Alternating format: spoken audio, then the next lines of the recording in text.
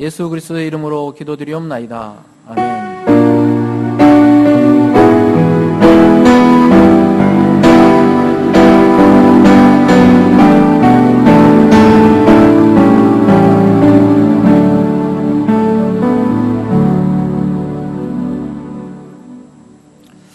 이 시간 함께 보실 하나님의 말씀은 구약 성경 시편입니다. 시편 42편 1절부터 5절까지 말씀입니다. 제가 가진 성경으로는 구약 833페이지입니다. 시편 42편 1절부터 5절까지 말씀입니다. 한 절씩 교독하시고 5절은 함께 한 목소리로 합독하겠습니다. 하나님이여, 사슴이 시냇물을 찾기에 갈급함같이 내 영혼이 주를 찾기에 갈급하니이다.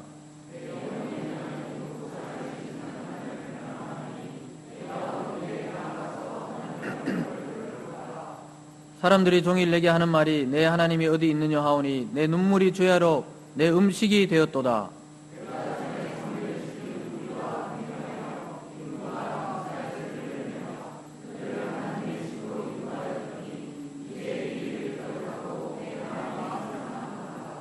내 영혼아, 내가 어찌하여 낙심하며 어찌하여 내 속에서 불안해하는가. 너는 하나님께 소망을 두라. 그가 나타나 도우심으로 말미암아 내가 여전히 찬송하리로다. 아멘. 오늘 시편 42편을 중심으로 해서 궁극적 소망을 바꾸라, 궁극적 소망을 바꾸라는 제목으로 하나님의 말씀 함께 나누겠습니다.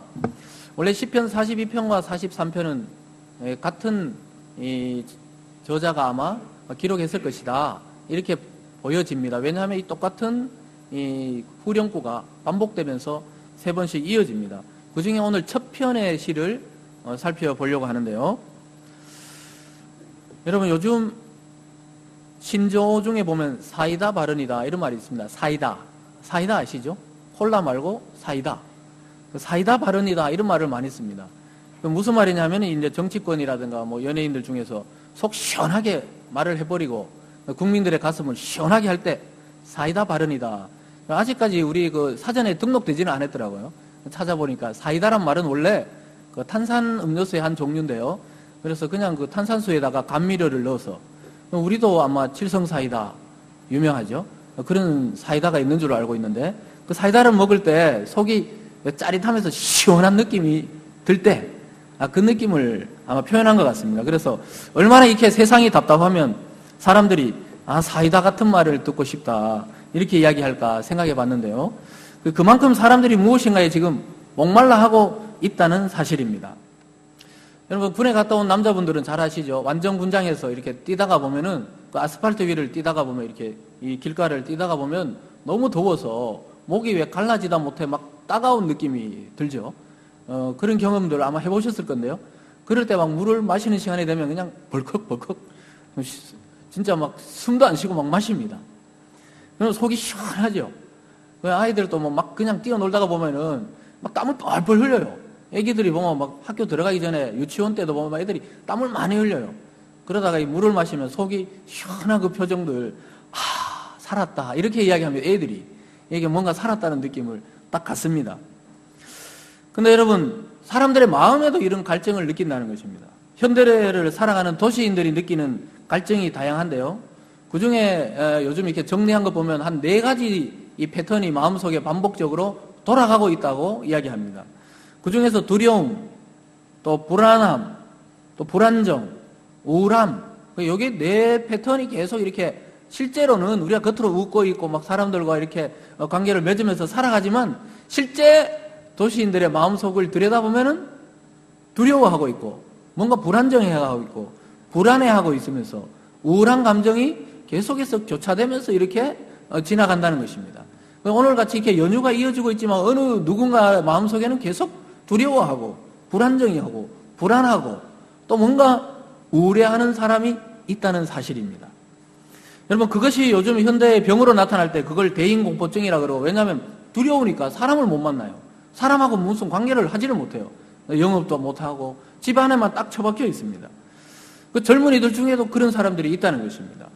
그래서 그것을 대인공포증이라 그러고 공황장애라 그러고 불면증이 또 앓고 있고요, 불안증이라 그러고 또 사회 공포증이라고 있어요.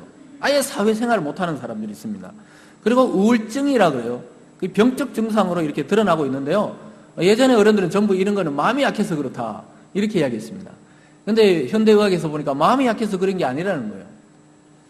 예전에 잘 사용하지 않던 증상들이죠. 이런 것들이 이 현대 도시인들이 느끼면서 살아가고 있다는 것입니다. 예전에는 다들 야, 마음을 강하게 먹어. 의지를 강하게 해. 의지를 강하게 하는데도 안 된다는 것을 알게 되었습니다. 그래서 증상은 나타나는데 궁극적인 해결책을 찾지 못하고 있는 것이 현대를 살아가는 사람들의 그 마음 상태입니다. 영혼의 시원함을 맛본 지가 너무너무 오래되었다고 이렇게 이야기합니다. 마음의 자유로움을 한 번도 느껴본 적이 최근에 없다. 이렇게 이야기하는 사람들이 많아지고 있고요. 나는 세월만 지금 흘려보내고 있지 나는 한 번도 자유한 적이 없고 속이 시원한 적이 없다. 이렇게 이야기하는 젊은이들과 또 여성들과 중년과 노년의 사람들이 많아지고 있습니다. 근데 여러분 오늘 시인은 그냥 믿지 않는 사람이 아니에요. 아주 지극히 하나님을 경외하는 성도입니다. 이 성도인데도 불구하고 극심한 고난과 어려움이 닥쳤을 때 이 영혼의 갈증이 이렇게 극심하다는 것을 오늘 보여주고 있고 또 주님을 찾기에 이렇게 갈급해 한다는 것을 알 수가 있습니다. 여러분 이 시를 쓴 사람은 성도입니다. 성도. 많은 학자들은 다윗이라 그러는데 다윗이라고 딱 지정하기도 사실 어려운 부분도 있습니다. 어쨌든 다윗이라고 봤을 때 굉장히 다윗이 아들에게 쫓겨나서 자기 궁에서 도망가서 그 상태를 지금 썼다 이렇게 표현하는데 만약 그 상태라면 굉장히 두렵고 또 열받고 또 아들에게 그랬기 때문에 막 뭔가 이 자존감이 뭐라 할 수도 없고 죽일 수도 없고 살릴 수도 없는 그런 극심한 고난과 어려움 속에서 주님을 찾고 있는 그런 상태입니다. 여러분 이것이 우리가 닥친 현실과 실제적으로 맞닿아 있지 않습니까? 우리가 겉으로 위장하고 있지만 속에 깊이 들어가 보면 감추어진 감정 속에 이런 감정을 안고 살아가지 않습니까 혹시? 두렵고 불안정하고 공포스럽고 사람 만나기가 뭔가 불편하고 뭔가 내 혼자 있으면 우울한 것 같고 그런 걸 솔직히 감춰놓고 지금 살아가고 있는 것은 아닌지 이 시간 오늘 한번 점검해 볼 수 있기를 바랍니다. 근데 왜 이럴까요? 왜 이런 감정들이 성도인데도 이 성도가 쓴 시인데 성도의 마음을 고백한 건데 왜 이럴까요? 오늘 설교의 제목이 뭡니까? 궁극적 소망을 바꾸라 이렇게 이야기하고 있습니다. 그 소망을 우리가 깊이 살펴보면 소망을 다른 곳에 두고 있다는 그런 결론입니다. 뭔가 하나님 외에 다른 곳에 소망을 두고 있기 때문이라고 진단하고 있습니다. 여러분의 궁극적 소망이라는 것은 최종적인 결과적인 그 소망 말입니다. 마지막 여러분 마음속에 깊은 곳에 품고 있는 소망이 무엇입니까? 자기를 솔직하게 한번 점검해 보세요. 지금 말할 필요는 없어요. 시끄러워지니까 말하지 마시고 여러분 마음속에서 정말 있잖아요. 내 마음속에 진짜 바라는 그 소망이 하나님인지 아니면 다른 것인지를 점검해 볼 수 있기를 바랍니다. 만약에 하나님이 우리 마음의 궁극적 소망이 아니라면 여러분 바꾸셔야 돼요. 그렇지 않는 이상 이 공허함과 불안함과 두려움과 공포와 사람을 만나기 불편함과 그런 것들이 끊이지 않고 무엇보다 영혼의 갈증이 해결되지를 않습니다. 우리 마음속에 깊이 우리가 이렇게 하나하나 포장지를 뜯어내서 그 속에 있는 소망이 하나님이셔야 됩니다.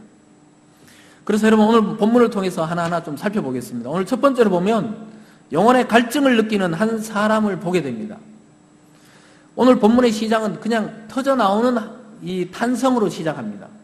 이 시로 봤을 때는 옛날이요 이런 것처럼 하면서 뭔가 터져나오는 것 같은 그런 소리를 내고 있습니다. 여러분 우리가 너무 힘들 때 어떻게 하죠? 그냥 뭐 이유도 없이 그냥 한숨 쉴 때가 있죠. 누가 이야기한 것도 아닌데 그냥 어떤 사람은 한숨 길게 쉬어요. 이렇게 쉽니다. 한숨을 탁 쉬어요. 자기가 쉬고 싶고 그런 게 아니라 자기 속에서 그냥 자기도 모르게 이렇게 한숨을 쉬는 분들이 종종 있습니다. 그리고 여러분 이 탄성이라는 것은 뭐냐, 자기가 의도치 않았는데 순간적으로 아이들이 놀다가 문에 딱 손이 이렇게 끼었을 때 소리를 냅니다. 여러분 차문 닫다가 자기 손 끼워봤어요? 차문 닫다가 이렇게 딱 손 잡은 줄 모르고 이렇게, 특히 봉고차 이렇게 잡고 이렇게 당겨버리고 이랬거든요. 저도 한 번 딱 있었습니다. 한 번. 그럼 어떠냐, 우리가 악소리가 안 나오질 정도로 숨이 딱 막힐 정도로 아프잖아요. 오늘 시인의 마음 상태가 지금 그렇습니다. 하고 소리가 입에서 터져 나오듯이 이 시인의 입에서 하나님을 향한 목마른 심정이 지금 터져 나오고 있습니다. 온 세상이 자기를 외면하고 돌아선 상황에서 오직 하나님을 찾는 한 영혼의 모습이 오늘 첫 구절에 등장하고 있습니다. 그래서 자기 마음 상태를 그 가뭄을 했을 때, 여러분 가뭄 알죠? 극심한 가뭄일 때 땅이 쩍쩍 갈라지고 논에 물이 없고 또 냇가에도 물이 없을 때 물을 찾아 헤매는 이 사슴 같은 사람이 바로 지금 자기다, 이렇게 이야기합니다. 여러분 그림으로 그려지시죠? 사슴이 지금 물을 찾아 여기저기 갔는데 물이 없어요. 여기도 없고 저기도 없고. 1절 말씀입니다. 하나님이여 사슴이 시냇물을 찾기에 갈급한 같이 내 영혼이 주를 찾기에 갈급하니이다. 여러분 이것을 세번역 성경에서 읽어보면 이렇게 번역하고 있습니다. 사슴이 시냇물 바닥에서 물을 찾아 헐떡이듯이 내 영혼이 주님을 찾아 헐떡입니다. 헐떡헐떡하고 있어요. 막 숨이 막 차기도 하고 목이 마르게 돼서 이 물 저 물 찾아다니는데 물이 없어가지고 헐떡헐떡하고 있습니다. 아주 세번역이 잘 번역하고 있죠. 우리 감정과 딱 맞습니다. 헐떡헐떡할 때 막 뛰어다니다가 막 헐떡할 때처럼 사슴이 더 이상 물을 안 마시면 이제 쓰러질 것 같은 그 지경에 빠져 있는 것입니다. 여러분 이 시인의 낙심의 원인은 지금 아직 밝혀지지 않고 있습니다. 그렇지만 아마 믿음이 있는 사람들이 당하는, 믿지 않는 사람들이 또 고통을 당해요. 그러나 믿기 때문에, 하나님을 믿기 때문에 당할 수밖에 없는 이유 없는 고통으로 우리가 해석하고 받아들일 수가 있습니다. 그러니까 여러분 알 수 없이 이렇게 다가오는 고통들이 있어요. 특별히 믿음의 성도들에게는 알 수 없는 고통들이 다가온다고요. 그걸 오늘 잘 표현하고 있습니다. 하나님이 없는 것처럼 기도하는데도 오랜 시간 동안 아무런 응답이 오지 않을 때 우리들의 마음도 이와 비슷합니다. 앞길은 보이지 않고요. 하는 일마다 잘 되지 않고 또 걱정은 끊임없이 머릿속을 비집고 들어올 때가 있습니다. 내가 막 걱정하자고 작정한 게 아닌데 막 들어오죠. 막 들어와. 들어오는 생각을 막을 수가 없을 때, 야, 하나님을 찾고 기도하는데 막 끝이 없을 때, 그리고 옆에 보면 다른 사람은 막 잘 살아가는 것 같아요. 특별히 그냥 막 잘 살아가는 것 같아요. 왜 나만 이럴까? 이렇게 생각하면서 여러분 잠을 이루지 못하고 이럴 때가 아마 종종 있었을 것입니다. 마음과 영혼이 점점 메말라 같은 기분이 들 때가 많았을 것입니다. 어떤 것에서도 만족을 느끼지 못하고 누구에게도 위로받지 못하는 그 심정을 오늘 본문에서 표현하고 있습니다. 이것이 바로 여러분 영혼의 갈증입니다. 영혼의 갈증은 오직 하나님께로부터 오는 그 말씀을 통해서, 그 은혜를 통해서만 해결이 가능하기 때문에 아무리 가까운 부부 사이도, 자녀와 부모 사이도 해결할 수가 없는 문제들이 그 영혼의 갈증입니다. 여러분 신약 성경에 오면 사마리아 여인이 예수님 만나기 전에 그 느꼈던 그 목마름, 그 인생의 갈증, 그 주님 만나서 내가 너에게 영원히 목마르지 않는 생수를 주겠다. 그리고 그 주님을 알아보고 그 생수를 마셨을 때 해결될 수밖에 없었던 그 목마름을 여러분 자신과 또 이 시대를 살아가는 많은 사람들이 안고 살아가고 있다는 것입니다. 그래서 여러분은 하나님을 만나지 않았다면 영원히 해결되지 않았을 갈증을 말하고 있는 것입니다. 그런데 오늘 이 본문의 성도는 좀 달라요. 하나님을 이미 만나고 하나님을 찬양하던 사람인데 그 믿음의 과정 중에 어려움을 당했다는 것을 우리가 볼 수가 있습니다. 그래서 여러분 점검하실 것은 내가 예배도 드리고 기도도 하고 하나님을 진실로 믿는데도 내가 이게 해결되지 않는 이 갈증은 뭘까? 오늘 그것을 좀 생각하시면서 계속해서 두 번째로 나가보겠습니다. 자기 혼자 그렇게 고민하면 되는데 이 두 번째로 보면요, 자기 믿음에 대해서 사람들이 조롱을 하기 시작합니다. 여기 보면 내 눈물이 내 음식이 되었다. 이 말은 밤낮 없이 울게 되었다는 거예요. 너무 고통스러워서. 고통이 가중되고 있음을 보여주고 있습니다. 옆에 사람들이 조롱해요. 네가 그렇게 자랑하던 하나님이 내가 지금 네가 그렇게 어려운데 왜 안 도와주고 뭐를 하시냐? 그렇게 지금 조롱을 합니다. 막 놀려대고 있어요. 지금 나타나지 않고 하나님 왜 언제 나타나느냐? 너 그렇게 기도하고 그렇게 예배드리고 그렇게 신앙생활 잘 하더니 지금 그 꼴이 뭐냐? 이렇게 지금 조롱하고 있습니다. 그 위대한 하나님이 너에게만은 왜 지금 이렇게 왜 이 모양으로 지금 나타났느냐? 이렇게 지금 조롱하고 있습니다. 비아냥거리고 있는 거예요. 비꼬는 것이죠. 자기의 영혼의 갈증으로도 지금 목말라 죽으려고 그러는데 하나님이 어디 있느냐? 야, 그거 사람들, 마음이 약한 사람들이 다 지어낸 그 종교 체계를 그냥 믿는 거야. 마음의 위안을 얻으려고 믿는 거 아니냐? 진짜 하나님 없어. 만약에 하나님이 살아있다면 네 모양이 지금 그렇게 했냐는 거예요. 너 마음 상태가 그렇게 했냐? 너 지금 집골이 그렇게 했냐? 하나님 그렇게 놔두겠냐고 이렇게 이야기하고 있습니다. 여러분 인간이 연약해서 종교를 만들어냈다고 이야기합니다. 우리는 하나님이 우리에게 자유의지를 줬다 그러지만 과학은 자유의지가 실제로 없다고 생각하는 분야도 있어요. 없다고 생각하는 또 파들이 있더라고요. 그 자유의지는 아니다 그거. 인간은 그냥 다 이렇게 과학적 합리론과 결정론에 의해서 그냥 살아간다. 이렇게 이야기합니다. 하나님을 우리가 만들어내서 하나님을 믿고 있다. 이렇게 막 놀려대기 시작합니다. 그럴 때 정말 어떻습니까, 여러분? 진짜 성도라면 딱 죽고 싶어야 정상이에요.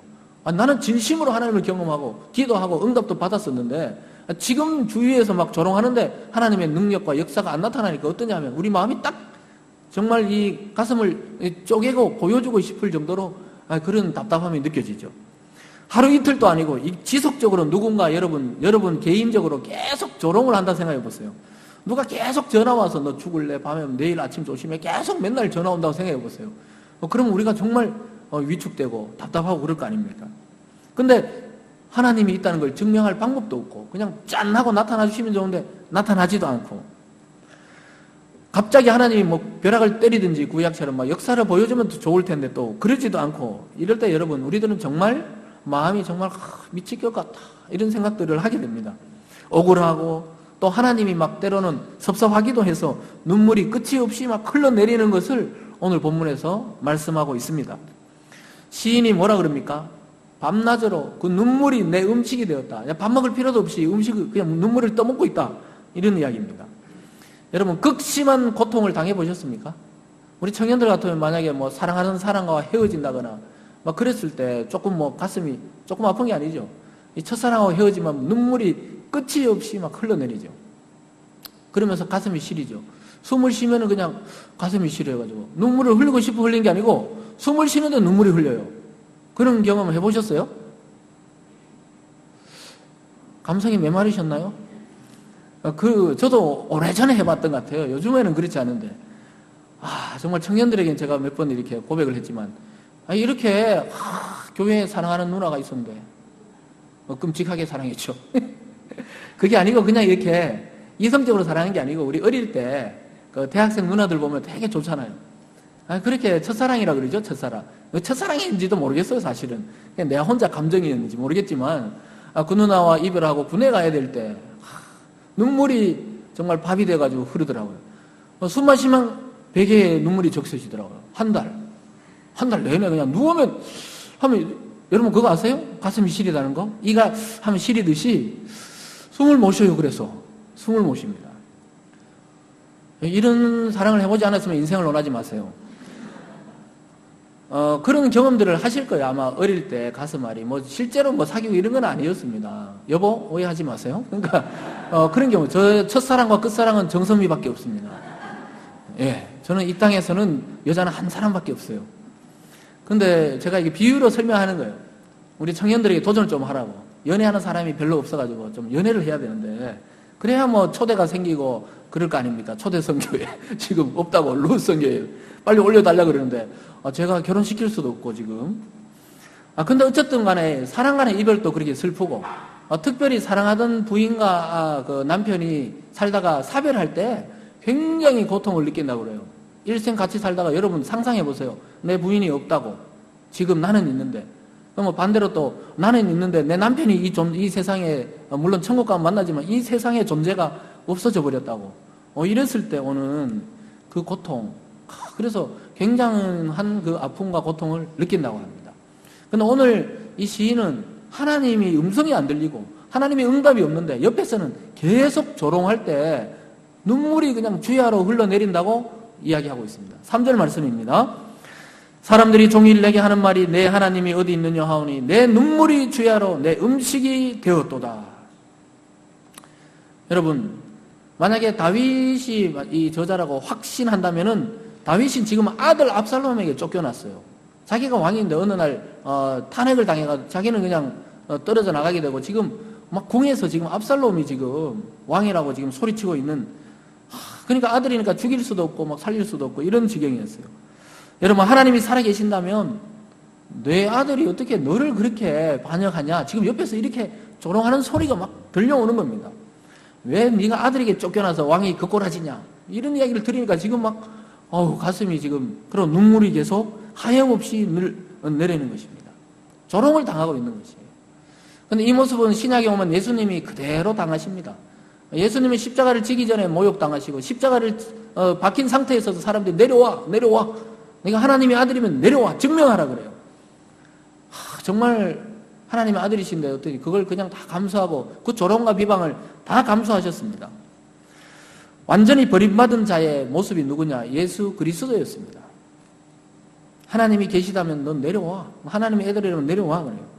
근데 여러분, 그리스도인인 우리에게 이런 공격들이 있게 되어 있는 것이 정상적입니다. 하나님이 계시다는 증거를 대보라고 이렇게 이야기하는 소리를 아마 여러분도 한두 번 들어보셨을 것입니다. 교회 다니자 이렇게 권유하면 어떻게 해요? 야, 그러면 신이 있다고 증명해보라 그래요. 자꾸 증명해봐라. 많이 당황스럽죠. 있으면 증거를 보여달라. 그런 소리 들으면 실제 우리 좀 당황스럽습니다.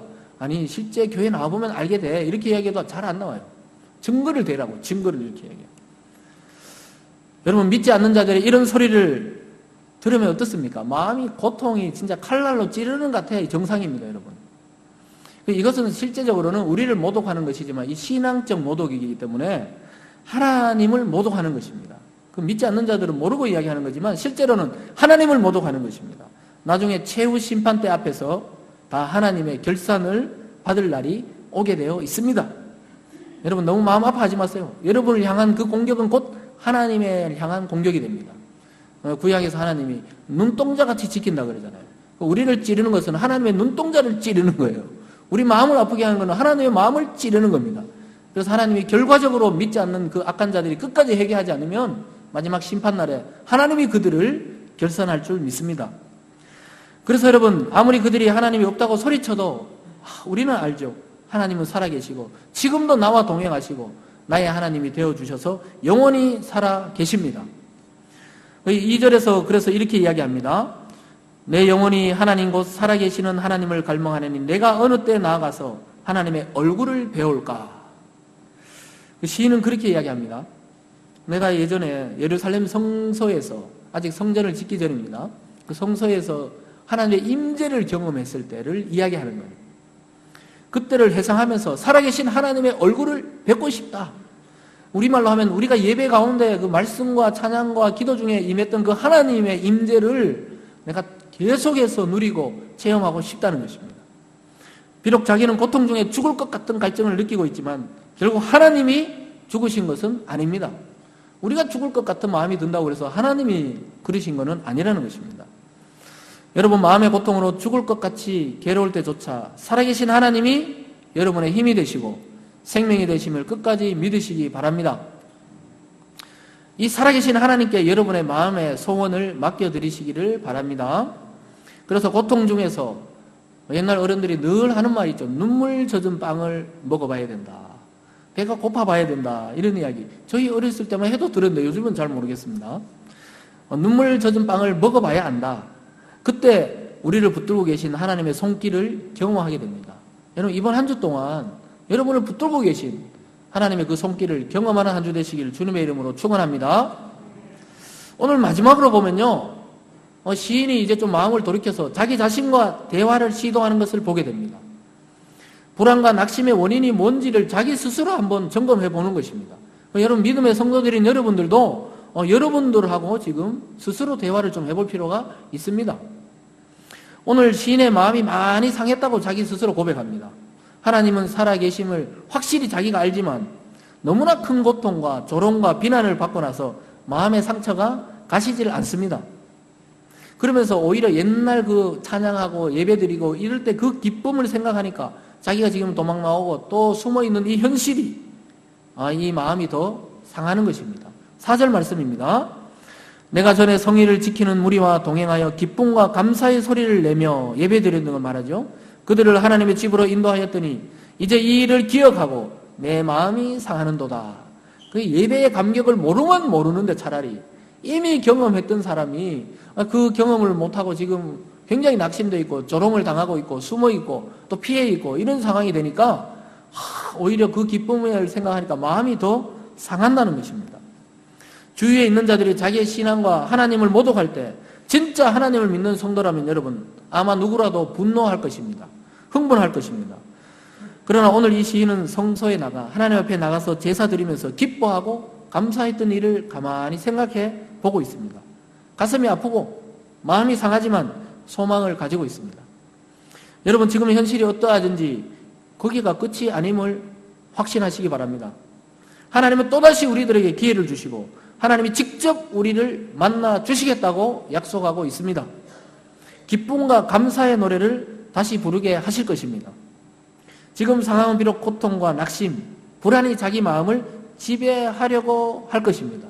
여러분, 솔직히 아까 처음에 제가 말했듯이 마음의 포장지를 자꾸 풀고 보면 여러분 속에는 분명한 낙심과 불안과 두려움과 또 때로는 우울함이 반복적으로 이어지고 있을 것입니다. 지배하려고 할 거예요. 근데 거기 지배당하시면 안 돼요. 궁극적 소망은 바로 하나님께 있다. 이렇게 자기 자신에게 선포하시기 바랍니다. 5절 말씀 다 함께 읽어보겠습니다. 시작.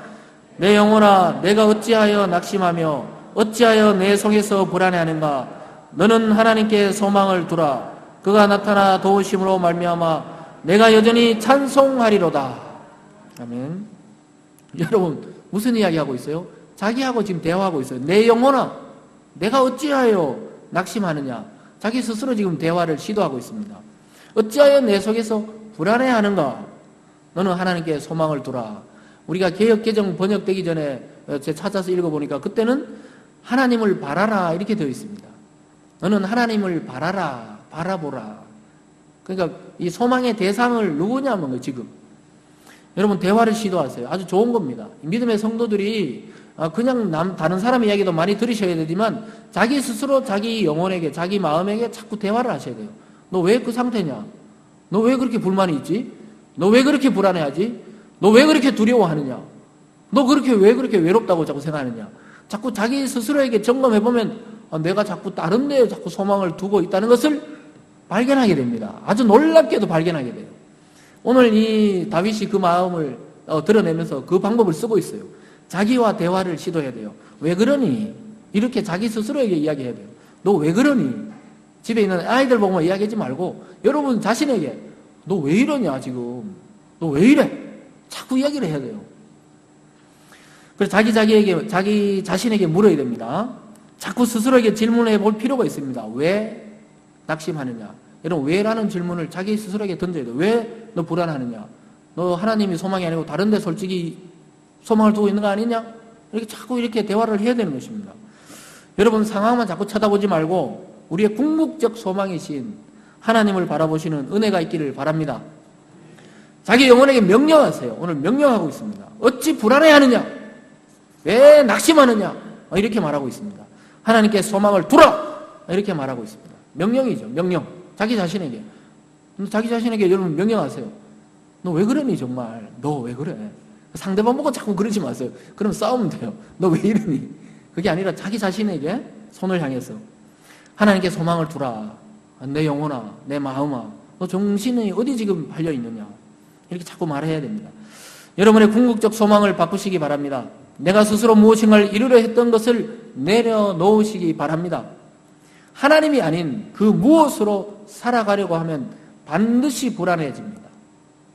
우리가 믿는 성도지만 잠깐 길을 벗어나서 다른 걸 의지하고 또 다른 걸 소망을 두면 어떻게 됩니까? 불안해져요. 초조해집니다. 조급해집니다. 일이 실패했을 때 하나님을 궁극적으로 소망하면 뭐 어차피 내 최종 소망은 하나님인데 이렇게 하면 되는데 그 자체의 일에 대해서 소망을 둘 때 크게 낙심하게 됩니다. 어떤 사람에 대해서도 마찬가지고요.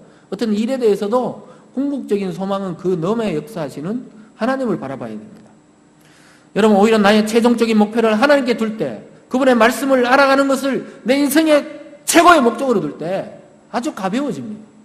하나님의 진리를 아는 것이 정말 이 세상 어떤 것보다 나는 가장 소중하다고 생각할 때 가장 가벼워져요. 어떤 일을 하는 것이 문제가 되지 않고 어떤 실패도 문제가 되지 않습니다.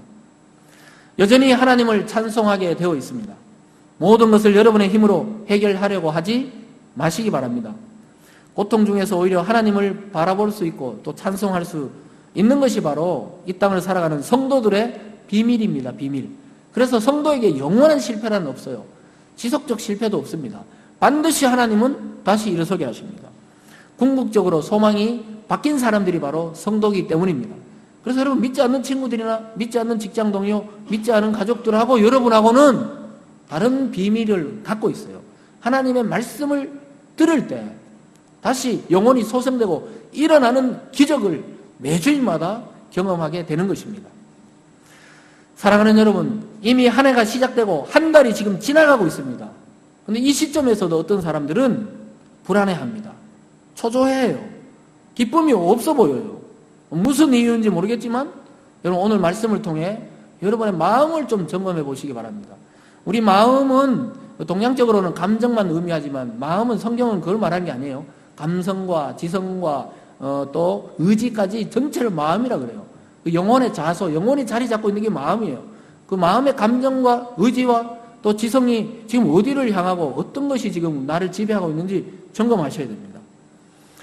그래서 여러분, 내가 하고 있는 그 일, 때로는 뭐 그 꿈, 어떤 꿈이 내 꿈이다. 그럼 거기에 목적을 둔다든지, 또는 내가 들어가고 싶었던 그 학교를 또 목적으로 두면은 어떻게 하려고 그래? 그 실패할 때. 내가 들어가 있는 그 직장, 또 그 사람, 그 일, 거기에 마지막 소망을 둬버리면 실패합니다. 여러분, 좀 안타깝게 들릴지 모르지만 사랑하는 부부 사이에도 최종적인 소망을 거기에 두면 안 돼요. 성경은 분명히 하나님을 바라보라고 이야기하고 있어요. 그럴 때 부부간의 사랑도 깊어지는 거지, 거기에 너무 또 집착해도 안 되는 거예요. 그래서 자유하셔야 돼요. 자유. 그래서 여러분, 소망을 어디에 두냐에 따라서 인간은 굉장히 달라집니다. 불안과 두렵고 초조해지기도 하고, 자유와 평화와 화평을 누리기도 하고, 안정을 누리기도 하고, 마음의 소망을 어디에 두는지 늘 말씀을 통해 점검해야 되는 것입니다. 여러분, 우리의 신앙의 대상이자 나를 이 땅에 태어나게 하시고 또 살아게 하시고 우리에게 지금도 우리 의식도 하지 않는데 숨을 들였다 냈다 쉬면서 우리 지금 살아가잖아요. 이 하나님이 주신 거잖아요. 내가 만들어내서 숨을 후 하고 쉬고 후 하고 쉬고 이게 아니고 그렇게 하나님이 지금도 살아가게 하시는 분이 하나님이십니다. 하나님. 그분에게 궁극적이고 최종적인 소망을 둔다면 여러분, 결단코 실패하지 않을 것입니다. 여러분, 실패하는 인생이 안 되는 것입니다. 예수 그리스도께서 육신으로 이 땅에 와서 우리는 자꾸 신성만 자꾸 강조하는데 어떨 때는 예수님은 인간이셨어요. 완전한 인간이셨습니다. 그 예수님이 육신으로 이 땅에 와서 끝까지 놓치지 않았던 게 하나님 아버지의 그 약속을, 그 말씀을, 자기를 다시 살릴 것이라는 그 약속을 믿고 십자가에서 죽어버렸어요. 진짜 죽었다고요. 죽은 척 한 게 아니고 기절한 것도 아니고 진짜 하나님의 그 말씀 다시 살릴게, 이 말씀 믿고 죽어버렸어요. 왜냐? 하나님 아버지께 최종적인 소망을 뒀기 때문입니다. 그래서 여러분, 하나님이 그를 살렸을 때는 가장 높은 곳에 올리시고 가장 승리자의 모습, 가장 왕중의 왕의 모습으로 드러나게 하셨습니다. 그 그리스도 안에 성도된 게 바로 우리의 신분입니다. 우리가 지금 그 자리에 있어요. 그리스도 안에 성도된 우리들에게도 영원한 실패란 없습니다. 가끔 넘어지기도 하고 때로는 우리의 실수로 돌아가기도 하지만 결국 최종 우승자는 예수 그리스도 안에서 하나님의 자녀된 우리들의 것인 줄 믿습니다. 이것이 성경의 최종적인 약속입니다. 계시록의 약속이에요. 새하늘과 새 땅에서 주님과 잔치를 벌일 때 모든 믿는 자들을 불러서 하나님이 영화롭게 하시겠다. 이것이 최종적인 약속입니다. 그래서 여러분, 올 한 해 그리고 여러분의 인생의 마지막 목표, 원래 2017년 목표를 뭐냐? 하나님을 더 깊이 알아가는 것에 목표를 둘 때 나머지 여러분들이 하는 나머지 일들이 다 평안케 되고 거기에 우리 휘둘리지 않고 기쁨을 누리게 되어 있는 것입니다. 그래서 너무 불안해하거나 너무 하나님이 없는 것처럼 안 계신 것처럼 낙담하지 마십시오. 하나님께 소망을 두시고 그 하나님이 여러분의 인생을 이끌고 길을 여시고 최종적인 승리를 여러분에게 주실 것을 믿고 살아가는 우리 모든 성도님 되시길 주님의 이름으로 축원합니다. 기도하겠습니다. 사랑의 하나님 아버지, 참으로 감사드립니다. 하나님, 우리 자신을 돌아볼 때 영원한 소망을 볼 수가 없고 낙심하고 불안해하고 두려워하고 있습니다. 아버지 하나님, 올 한 해를 살아가는 것도 두려워하는 사람들이 있습니다. 아버지 하나님, 그러나 우리는 이 세상의 정치와 문화와 경제와 이 세상을 바라보는 것이 아니라 하나님을 바라보며 궁극적인 소망을 하나님께로 돌리는 우리들이 되게 하심에 감사드립니다. 아버지 하나님, 우리 주님이 끝까지 하나님의 말씀을 믿고 하나님의 약속을 믿고 그 죽음도 이기고 승리하셨듯이 올 한 해 동안 우리 모든 성도님들 하나님의 말씀을 믿고 의지해서 그 말씀대로 살아서 하나님이 주시는 기쁨과 충만함과 평안을 누리는 한 해 되게 하여 주시옵소서. 감사드리며 예수님 이름으로 기도드리옵나이다. 아멘.